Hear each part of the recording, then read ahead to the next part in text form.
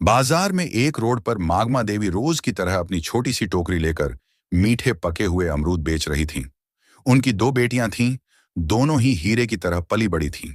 बड़ी बेटी नंदनी सिंह देश की सरहद पर फौज में अफसर थीं।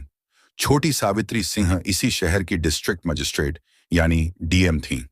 मागमा देवी को अपनी बेटियों पर बहुत नाज था।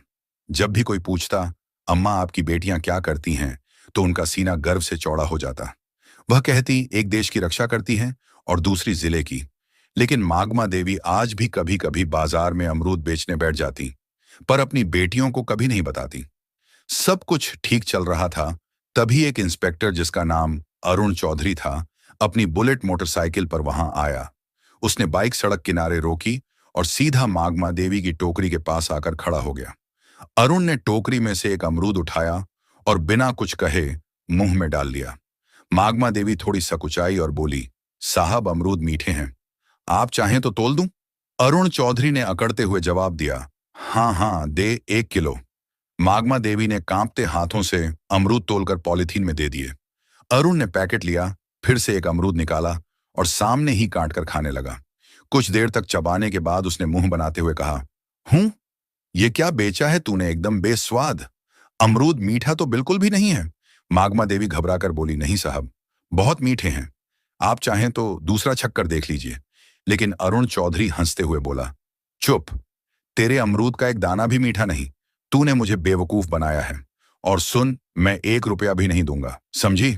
मागमा देवी ने हिम्मत करके हाथ जोड़ते हुए कहा, साहब मेहनत से लाए हैं, कुछ तो पैसे दे दीजिए बस। यही सुनते ही अरुण चौधरी का पारा चढ़ गया।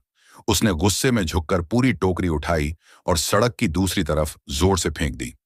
टोकरी पलट गई और सारे अमरूद सड़क, गाड़ियों और नाली में बिखर गए। मागमा देवी हक्की बक्की रह गईं। उनकी आंखों में आंसू भर आए, होंठ कांपने लगे। उनकी मेहनत और इज्जत दोनों ही सड़क पर कुचली जा रही थी। आसपास भीड़ जमा हो गई थी। लोग तमाशा देख रहे थे, कानाफूसी कर रहे थे, लेकिन किसी की हिम्मत नहीं हुई कि उस वर्दी वाले से कुछ कहे। फिर अरुण चौधरी ने अपनी मूंछों पर ताव दिया, बाइक स्टार्ट की और वहां से ऐसे चला गया जैसे कुछ हुआ ही ना हो। भीड़ में से किसी ने मागमा देवी की मदद नहीं की, लेकिन पास के ही एक घर की छत पर खड़ा एक नौजवान लड़का रोहित ये सब कुछ अपने मोबाइल फोन में रिकॉर्ड कर रहा था। उसका खून खौल रहा था। वह मागमा अम्मा को बचपन से जानता था और उनका बहुत सम्मान करता था। उसने वीडियो रिकॉर्ड करना बंद किया और सोचने लगा कि इस वीडियो का क्या किया जाए। उसे पता था कि मागमा अम्मा की एक बेटी फौज में है। उसने कहीं से उनका नंबर जुगाड़ किया था। उसने तुरंत वह वीडियो नंदनी सिंह के